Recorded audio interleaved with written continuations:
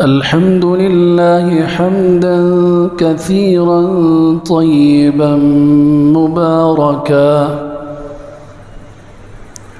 والشكر لله شكرا عظيما واجبا، والصلاة والسلام على من بعث إلى كافة الخلق بشيرا ونذيرا وداعيا إلى الله بإذنه وسراجا منيرا.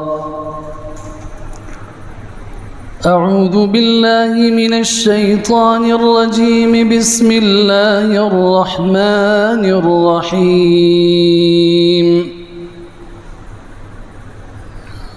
واعبدوا الله ولا تشركوا به شيئا وبالوالدين إحسانا. وقال سبحانه: ووصينا الإنسان بوالديه حسنا. وقال عز وجل: ووصينا الإنسان بوالديه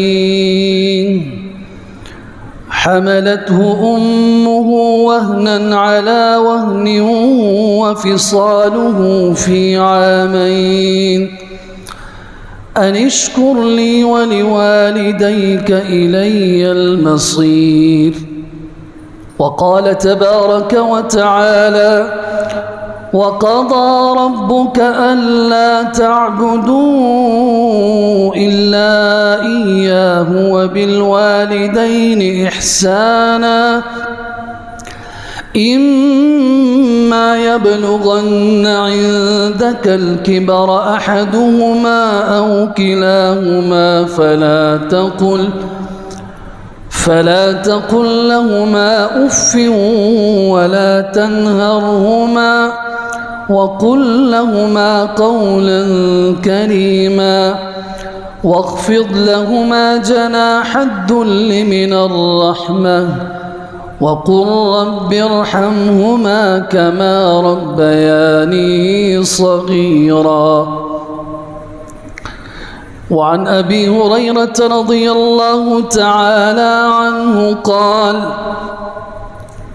قال رجل: يا رسول الله، من أحق الناس بحسن صحابتي؟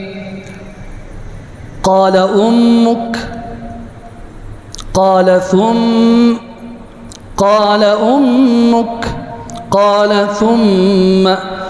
قال: أمك. قال: ثم؟ قال: أبوك. وقال عليه الصلاة والسلام: إن الوالد أوسط أبواب الجنة. وقال عليه الصلاة والسلام: رضا الرب في رضا الوالد، وسخط الرب في سخط الوالد، أو كما قال رسول الله صلى الله عليه وسلم: صدق الله وصدق رسوله المصطفى صلى الله عليه وسلم، ونحن على ذلك لمن الشاهدين والشاكرين، والحمد لله رب العالمين.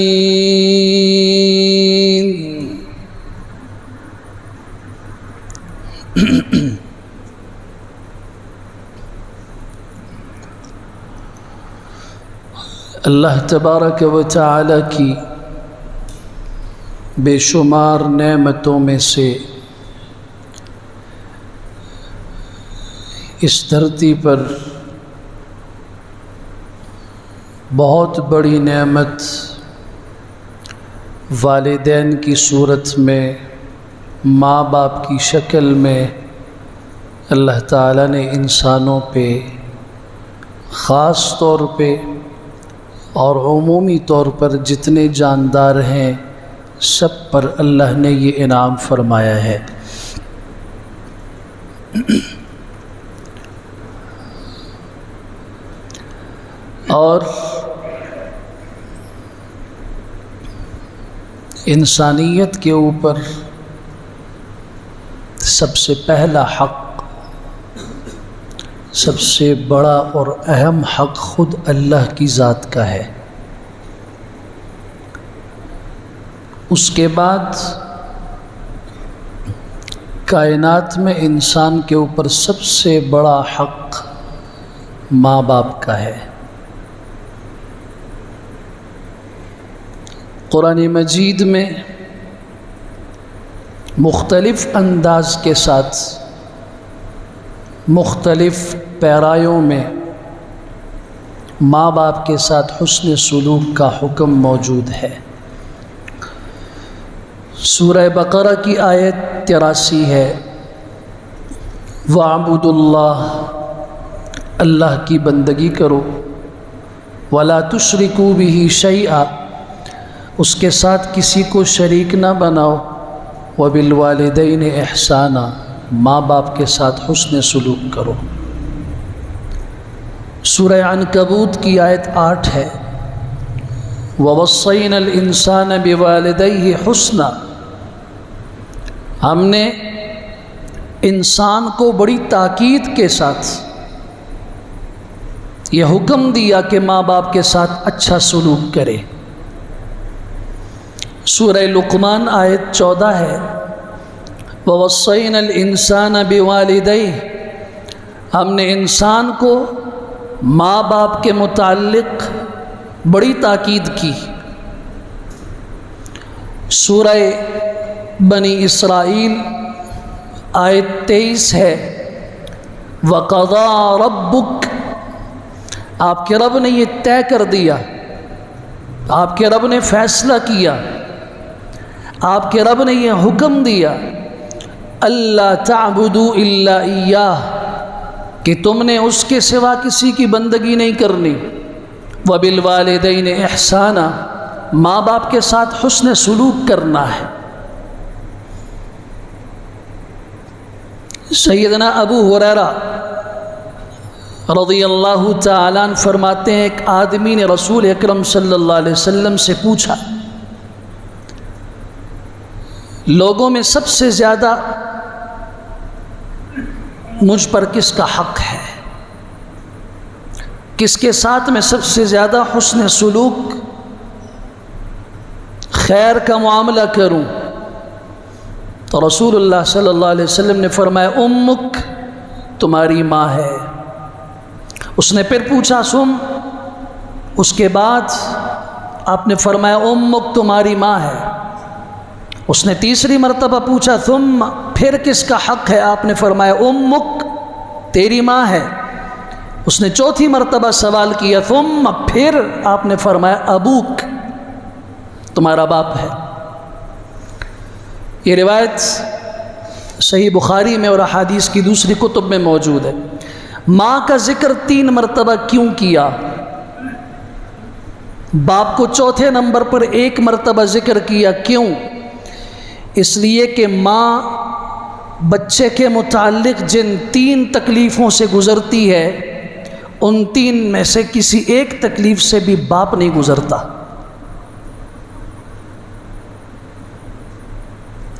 سب سے پہلی تکلیف، ماں کے پیٹ میں جب بچہ ہوتا ہے 9 ماہ تک، اس مشقت سے دنیا کا کوئی باپ نہیں گزرا۔ یہ تکلیف صرف ماں کو معلوم ہے۔ پھر جس وقت بچے کی ولادت ہوتی ہے، پیدائش ہوتی ہے، اس تکلیف سے جو ماں گزرتی ہے، کوئی باپ اس سے نہیں گزرا۔ پھر 2 سال تک یا اس سے کم زیادہ تک بچے کو جو دودھ پلانے کی مشقت ہوتی ہے، اس سے ماں گزرتی ہے، کوئی باپ نہیں گزرتا۔ حملتہ امہ وہنا علی وہن، اللہ فرماتے ہیں اس ماں نے مشقت پر مشقت کے ساتھ بچے کو اٹھایا۔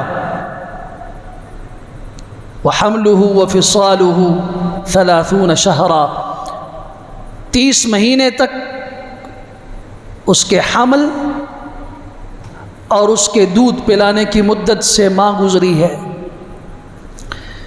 اسی لیے رسول اکرم صلی اللہ علیہ وسلم نے فرمایا رغم انفہ، ذلیل ہو جائے، تباہ و برباد ہو جائے، رغم انفہ، اس کی ناک خاک آلود ہو جائے، ذلیل ہو جائے، رغم انفہ، ذلیل ہو جائے، رسوا ہو جائے وہ شخص من ادرک ابویہ، جو ماں باپ کو پائے بڑھاپے کی حالت میں، یا ان میں سے کسی ایک کو پائے اور ان کی خدمت کر کے وہ جنت میں نہ جا سکے۔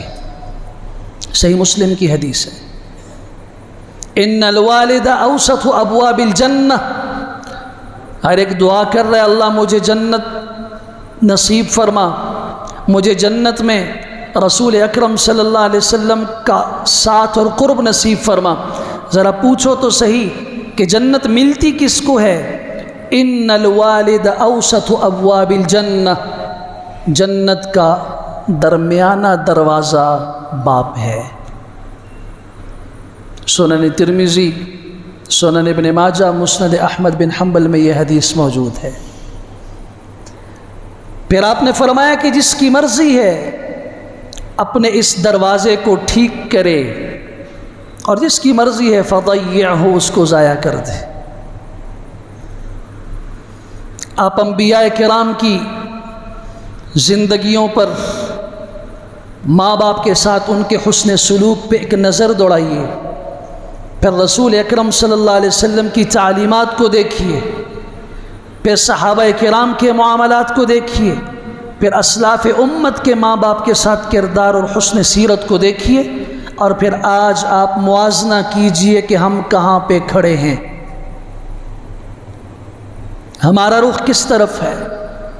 ہمیں اسلام نے کس چیز کی ترغیب دی تھی؟ ہمیں اسلام نے ماں باپ کے متعلق کیا احکامات دیے تھے؟ حضرت نوح علیہ السلام کو آدم ثانی کہا جاتا ہے، سورہ نوح ہے 29ویں پارے میں، اس کی آخری آیت ہے رب اغفر لی ولوالدی ولمن دخل بیتی مؤمنا وللمؤمنین والمؤمنات، اللہ میری مغفرت فرما، میرے ماں باپ کی بخشش فرما، جو میرے گھر میں ایمان کی حالت میں داخل ہو اس کی مغفرت فرما۔ جہاں اپنی مغفرت کی دعا، اپنے ماں باپ کی مغفرت کی دعا، جد الانبیاء ابراہیم خلیل اللہ علیہ السلام کی دعا دیکھی، پہلے تو دیکھی ان کی زندگی میں ان کے باپ کے ساتھ معاملہ کیا رہا۔ سورہ مریم، وَاذْكُرْ فِي الْكِتَابِ إِبْرَاهِيمَ إِنَّهُ كَانَ صِدِّيقًا نَبِيًّا اذ قال لأبیہ یا ابت، اپنے باپ سے خطاب کیا، ابا جی، 4 مرتبہ، ابا جی، یا ابت، یا ابت، یا ابت، یا ابت، 4 مرتبہ خطاب کیا۔ باپ نے کہا گھر سے نکل جاؤ، سلام علیک ساستغفر لک ربی، میں آپ کے لیے اللہ سے دعا کروں گا، آپ کے لیے اللہ سے بخشش مانگوں گا۔ اور وہ دعا سورہ ابراہیم میں موجود ہے، ربنا اغفر لی ولوالدی وللمؤمنین یوم یقوم الحساب، اللہ ہماری مغفرت فرما، ماں باپ کی مغفرت فرما، ایمان والوں کی مغفرت فرما جس دن حساب کا دن قائم ہو۔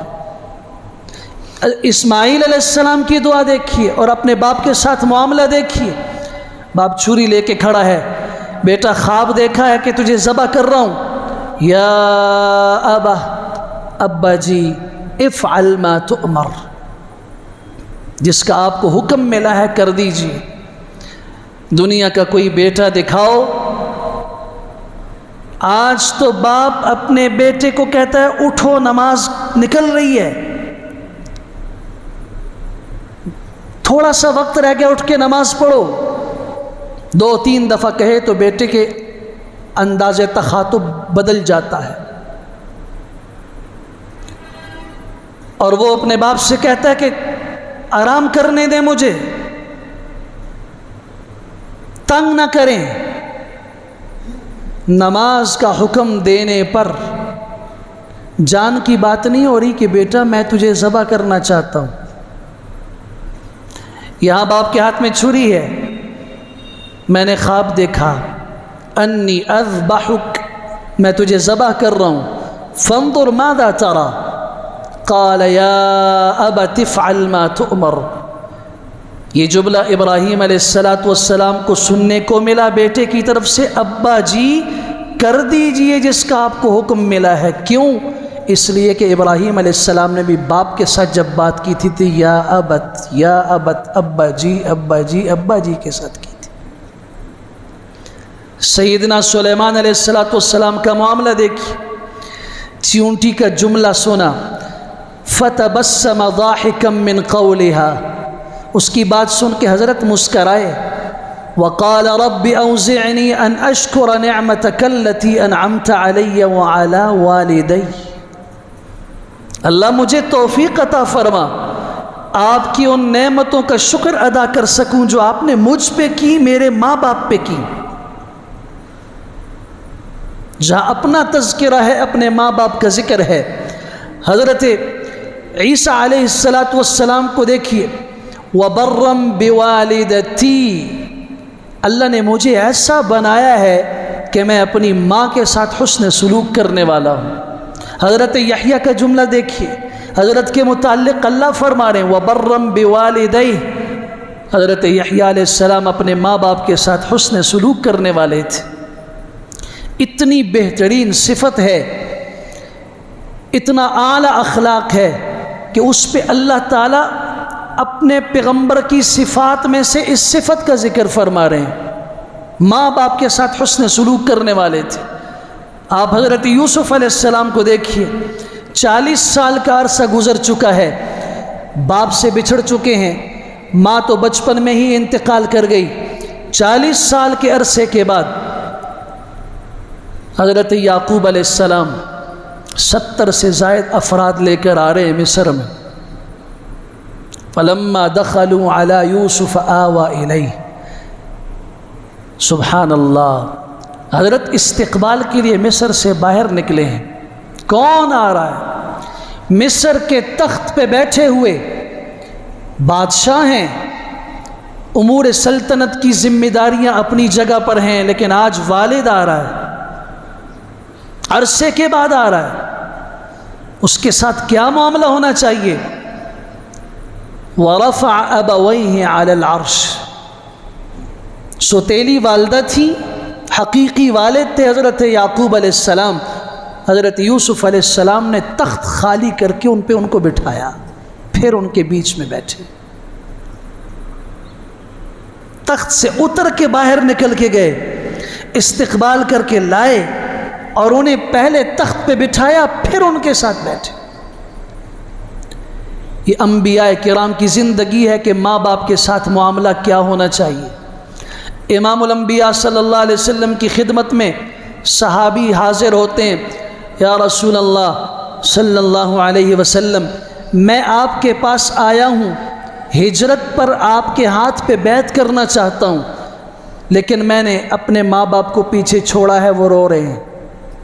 ترکت ابوایا یبکیان، میرے ماں باپ رو رہے ہیں، وہ میری ہجرت پہ خوش نہیں ہیں، وہ مجھے یہاں اس اپنے جگہ کو، اپنے خطے کو، اپنے گھر کو چھوڑنے پر خوش نہیں ہیں. ان کی آنکھوں میں آنسو تھے، اور میں آپ کے ہاتھ پہ ہجرت کی بیعت کر رہا ہوں. آپ کو پتہ ہے جب انہوں نے یہ بات کی اس وقت ہجرت فرض تھی، اللہ کا حکم تھا، لیکن رسول اکرم صلی اللہ علیہ وسلم نے فرمایا فرجع، واپس جا، فاضحکہما، انہیں ہنسا، جیسے تم نے انہیں چھوڑا ان کی آنکھوں میں آنسو تھے، میرے پاس تب آنا اور ہجرت تب کرنا جب ان کی چہروں پر، ان کے لبوں پر اور ان کے چہرے پہ مسکراہٹ کے آثار. جاؤ انہیں خوش کر کے واپس آؤ. نوجوان صحابی حاضر ہوئے، یا رسول اللہ لوگ جہاد پہ جا رہے، میں جہاد پہ جانا چاہتا ہوں. آپ نے فرمایا ماں باپ ہیں؟ کہا ماں ہے. آپ علیہ السلام نے فرمایا جا فلزمہا، اپنی ماں کے ساتھ چمٹ گا، یعنی اسی کی خدمت میں رہ. فإن الجنت ثمہ، جنت تمہاری اسی کے پاس ہے. تم جس جنت کی تلاش میں میدان جہاد کی طرف جا رہے ہو، جاؤ اپنی ماں کے پاؤں کے ساتھ چمٹ جاؤ. فلزم رجلیہا، مسند احمد کی روایت کے الفاظ ہیں، فإن الجنت ثمہ، تمہاری جنت وہاں پر ہے۔ ام المومنین سیدہ عائشہ صدیقہ رضی اللہ تعالیٰ فرماتی ہیں صحابہ کرام سبھی اپنے ماں باپ کے ساتھ حسن سلوک کرنے والے تھے، لیکن کیا ہی کہنے حضرت عثمان بن عفان کے اور حضرت حارثہ بن نعمان کے رضی اللہ تعالیٰ عنہما، یہ صحابہ کرام میں سب سے بڑھ کر اپنے ماں باپ کے ساتھ حسن سلوک کرنے والے تھے۔ حارثہ بن نعمان اپنی ماں کے سر کے بال سنوارتے تھے، دھوتے تھے اپنے ہاتھوں سے، ان میں کنگھی کرتے، ان میں تیل لگاتے، خود کھانا بنا کے اپنی ماں کو اپنے ہاتھ سے لقمہ توڑ توڑ کے شوربے میں ڈال کے کھلایا کرتے تھے، اور اپنے ہاتھوں میں باہوں میں اٹھا کے گھمایا کرتے تھے۔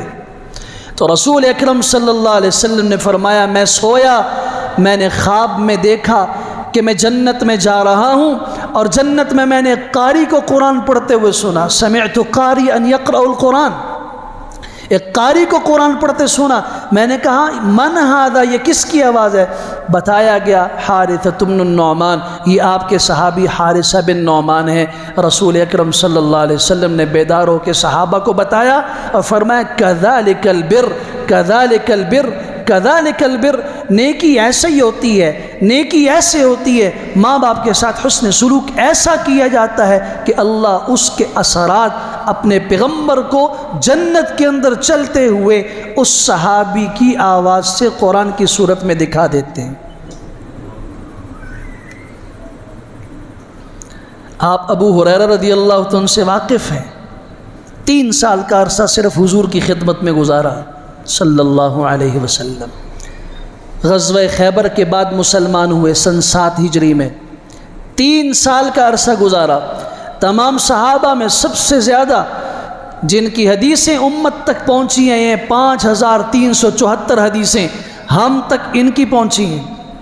اگر آپ صحیح بخاری مسلم میں مکررات کو حذف کریں تو سب سے زیادہ آپ کو احادیث حضرت ابو ہریرہ کی ملیں گی۔ ماں کی ایسی خدمت کی، باپ نہیں تھا، فوت ہو چکا ہے، ایک ماں ہے اور وہ اپنے بیٹے کے اسلام لانے پہ خوش نہیں ہے۔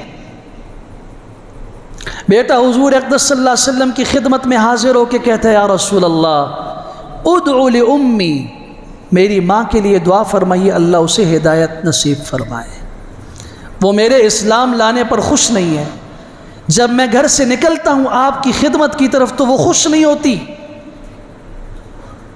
میں نے بہت منایا، کوشش کی، آپ دعا فرمائیں۔ رسول اکرم صلی اللہ علیہ وسلم کے ہاتھ اٹھے، لب ہیلے، اللہم اہد ام ابی ہریرہ، اللہ ابو ہریرہ کی ماں کو ہدایت عطا فرما۔ ابو ہریرہ فرماتے ہیں حضور کی زبان سے یہ کلمات نکلنے تھے، میں نے دوڑ لگائی گھر کی طرف، دیکھتا ہوں کہ حضور صلی اللہ علیہ وسلم کی دعا پہلے قبول ہوتی ہے، وہ پہلے عرش پہ پہنچتی ہے، یا میں ابو ہریرہ گھر پہ پہلے پہنچتا ہوں۔ دروازے پہ پہنچا، ایسی آواز آ رہی تھی، دروازہ مقفل تھا، بند تھا، اندر سے کچھ ایسی آواز آ رہی تھی جیسے کوئی نہا رہا ہو۔ ماں نے جو آہٹ سنی پتہ چلا کہ بیٹے ابو ہریرہ کی ہے، کہا بیٹا تھوڑا صبر کرو، غسل کر کے دروازہ کھولا اور کہا اشہد ان لا الہ الا اللہ وان محمد رسول اللہ۔ حضور سے دعا کروائی، اور پھر خدمت کا یہ معاملہ ہے کہ جب بھی ابو ہریرہ گھر سے نکلتے ہیں، جب بھی گھر سے نکلتے ہیں، اپنی ماں کو کہتے ہیں رحمک اللہ، اللہ تعالیٰ آپ پہ رحم فرمائے، کما ربیتنی صغیرا، جیسے آپ نے بچپن میں میری تربیت کی، اللہ آپ پہ رحم فرمائے۔ امی السلام علیکم ورحمۃ اللہ وبرکاتہ، جب بھی گھر سے نکلتے ہیں یہی آخری جملہ ہوتا ہے، جب گھر میں داخل ہوتے ہیں یہی پہلا جملہ ہوتا ہے، اور ماں بھی آگے سے کہتی ہے ابو ہریرہ جا بیٹا، اللہ تجھ پہ بھی ایسے ہی رحمت فرمائے، اللہ تجھے بھی ایسی برکت نصیب فرمائے جیسے تو نے بڑھاپے میں میری خدمت کر کے مجھے خوش کیا ہے۔ ساری زندگی کا یہ معمول رہا۔ اسلاف کے اگر ہم واقعات دیکھیں، حضرت عبداللہ بن مسعود رضی اللہ عنہ رات کو ماں کی آنکھ کھلی اور کہا بیٹا پانی دو. حضرت عبداللہ بن مسعود چل پڑے. کون ہے؟ وہ صحابی ہیں جو 6 آدمیوں کے بعد 7ویں نمبر پر مسلمان ہوئے ہیں، جنہیں فقیہ الامہ کہا جاتا ہے، اس امت کے سب سے بڑے عالم اور فقیہ، جنہیں صاحب النعلین رسول اللہ صلی اللہ علیہ وسلم کا لقب ملا. حضور اقدس صلی اللہ علیہ وسلم کے جوتے اٹھانے والے، آپ کی چٹائی سنوارنے والے، آپ کی خدمت کرنے والے،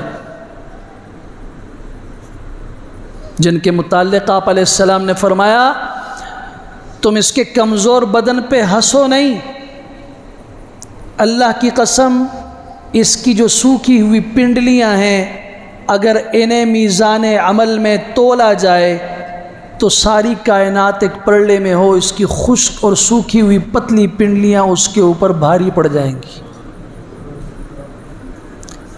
ماں نے پانی مانگا، اٹھے، پانی لے کر جس وقت آئے بوڑھی ماں کی آنکھ لگ چکی تھی.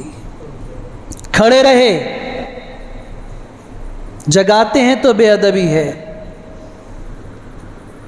اور اگر جگاتے نہیں ہیں کھڑے رہتے ہیں تو شاید انہیں پانی کا تقاضا ہو اور شدید تقاضا، پیاس نہ ان کو ہو. بس اس شش و پنج میں کھڑے رہے جب تک ان کی ماں کی آنکھ نہیں کھولی. آپ نے صحیح بخاری کی وہ حدیث سنی ہوگی کہ وہ 3 آدمی جو سفر میں نکلے اور غار میں پھنس گئے، اپنا ایک ایک عمل اللہ کے حضور پیش کیا. ان میں ایک شخص وہ تھا کہ اللہ آپ کو پتہ ہے کہ میں اپنے ماں باپ کی کتنی خدمت کرنے والا ہوں. جب بھی میں دن کو اپنے اونٹ اور بکریاں چرا کے شام کو واپس لوٹتا ہوں، اپنے ماں باپ کو سب سے پہلے دودھ پلاتا ہوں، ان کی خدمت کرتا ہوں، ان کو سلا کے پھر اپنی بیوی اور بچوں کی خدمت کرتا ہوں، انہیں دودھ پلاتا ہوں. آپ کو پتہ ایک دفعہ میں آیا، ماں باپ کی آنکھ لگ چکی تھی، سو چکے تھے. میں نے مناسب نہیں سمجھا کہ ان سے پہلے اپنے بیوی بچوں کو دودھ پیش کروں. وہ روتے رہے اور میں نے کہا کہ نہیں، جب تک میرے ماں باپ پہلے سیر نہیں ہوں گے تمہیں دودھ نہیں ملے گا. ان کا رونا میں نے برداشت کیا، لیکن اللہ آپ کی رضا کی خاطر جب تک ماں باپ خود نہیں جاگے اور انہیں میں نے دودھ نہیں پیش کیا، اس وقت تک میں نے اپنے بیوی بچوں کو کچھ نہ دیا. اللہ اگر یہ عمل آپ کی رضا کی خاطر تھا، آپ کو قبول اور پسند ہے، اللہ اس مصیبت سے نجات عطا فرما. چٹان سرک گئی. یہ احادیث ہمیں کیا بتاتی ہیں؟ ان میں کس طرف اشارہ ہے؟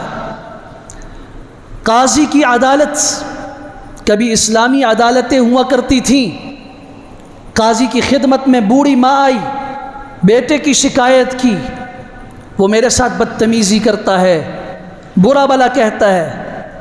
قاضی نے بیٹے کو بلایا اور اس بیٹے سے کہا اس کے پیٹ کے اوپر ایک مٹکا باندھ دو، 1 سا کا، تقریباً 4 کلو مٹکا اس کے پیٹ پہ باندھ دو، اور اسے جھاڑو دیا کہ جھاڑو دو اور خدمت کرو، کام کاج کرو. شام سے پہلے اس کی چیخیں نکل گئیں، قاضی صاحب آپ سے بھی معافی مانگتا ہوں اور اپنی ماں سے بھی معافی مانگتا ہوں، غلطی ہو گئی، معاف کر دو. قاضی نے کہا تمہیں تکلیف دینا مقصود نہیں تھا، تمہیں یہ سمجھانا تھا.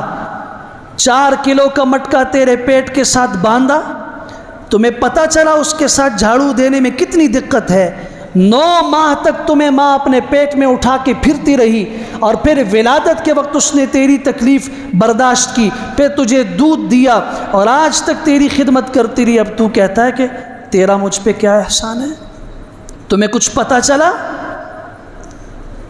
اس نے کہا بالکل پتہ چلا، آئندہ ایسی شکایت نہیں ہوگی. قرآن مجید کتنے خوبصورت انداز سے ہمیں سمجھاتا ہے، وَقَضَىٰ رَبُّكَ أَلَّا تَعْبُدُوا إِلَّا إِيَّاهُ وَبِالْوَالِدَيْنِ إِحْسَانًا.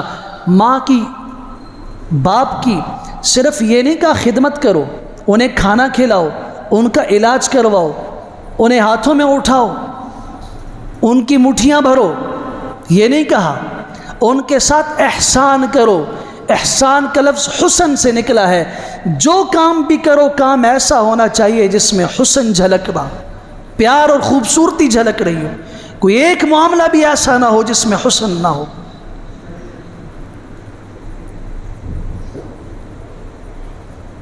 وَقَضَى رَبُّكَ أَلَّا تَعْبُدُوا إِلَّا إِيَّاهُ وَبِالْوَالِدَيْنِ إِحْسَانًا إِمَّا يَبْلُغَنَّ عِندَكَ الْكِبَرَ أَحَدُهُمَا أَوْ كِلَاهُمَا فَلَا تَقُلْ لَهُمَا اُف، اگر وہ دونوں بوڑھے ہو جائیں یا ایک بوڑھا ہو جائے ان کے سامنے کبھی اف نہیں کہنا۔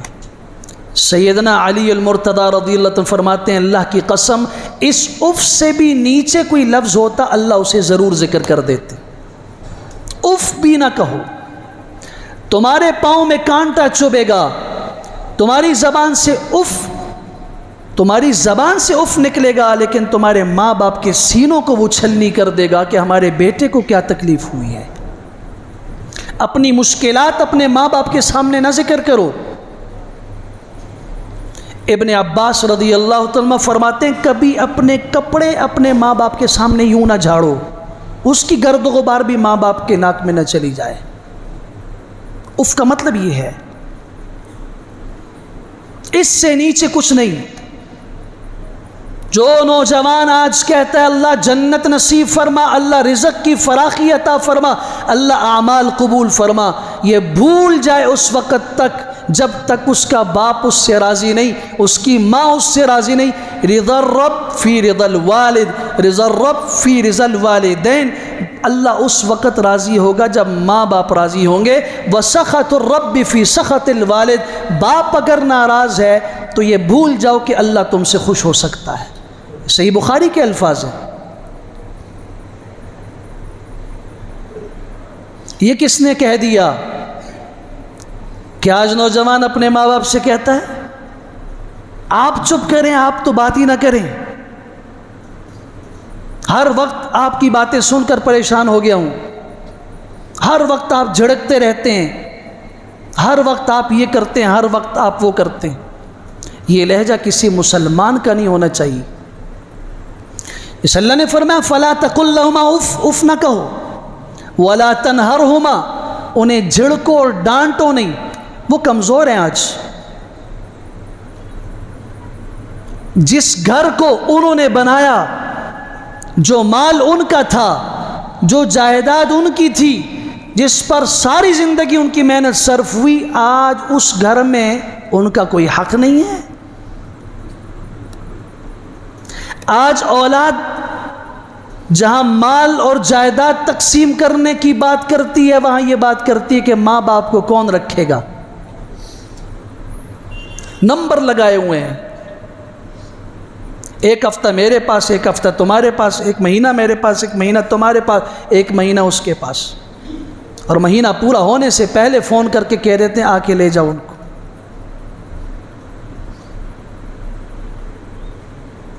یہ کس کا مال تھا؟ قیامت کی علامات سیدنا جبرائیل امین نے پوچھی تھی، قیامت کب آئے گی؟ آپ علیہ السلام نے فرمایا مل مسئول عنہا بأعلم من السائل، جس سے پوچھا جا رہا ہے وہ پوچھنے والے سے زیادہ اس کے بارے میں نہیں جانتا۔ وما اماراتها، یا رسول اللہ اس کی علامات کیا ہیں؟ آپ نے پہلی علامت قیامت کی بتائی، ان تلد الامۃ ربتها، اولاد ماں باپ کی نافرمان ہوگی۔ ایک اکیلے باپ نے کھلایا بھی،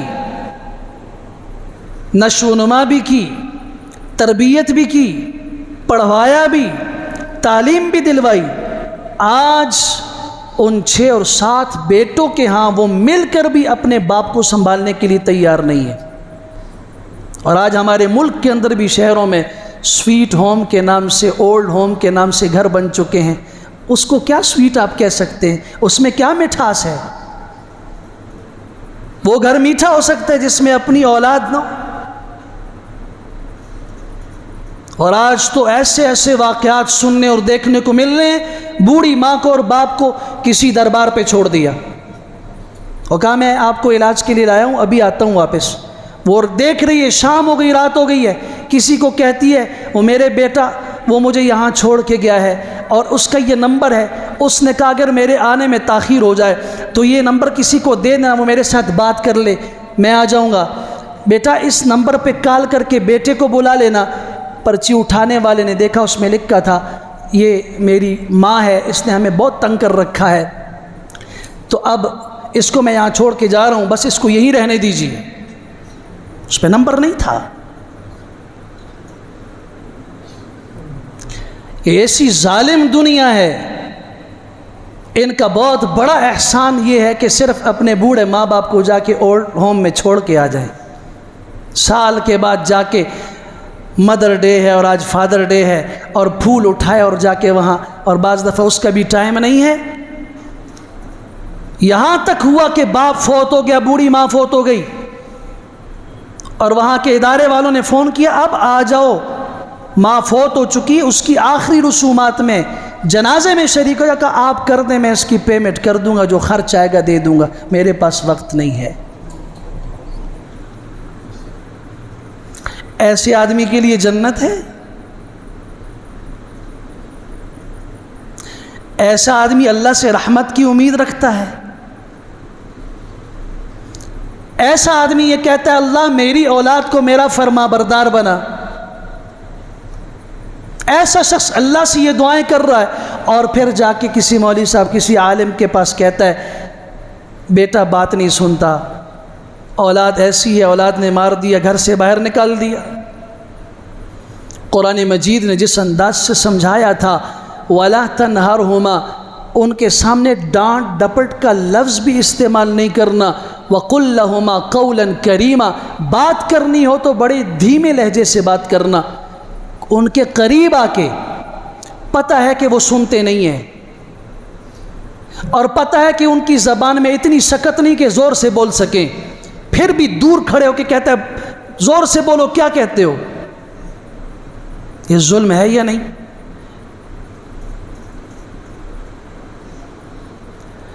اور یہ ہمارے معاشرے میں ہے یا نہیں؟ ہر ایک سے پوچھنا چاہتا ہوں، اپنی ضمیر کی عدالت کے کٹہرے میں 1 منٹ کے لیے کھڑے ہو جاؤ اور پوچھو اپنے آپ سے ایسا کر رہے ہو نہیں کر رہے ہو؟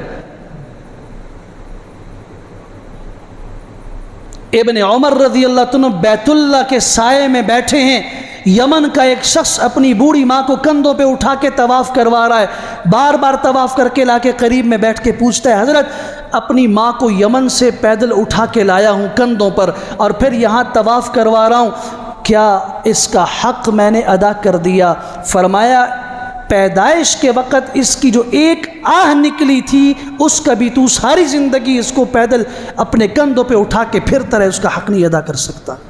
یہ صحابی رسول فرما رہے ہیں ابن عمر رضی اللہ تعالی۔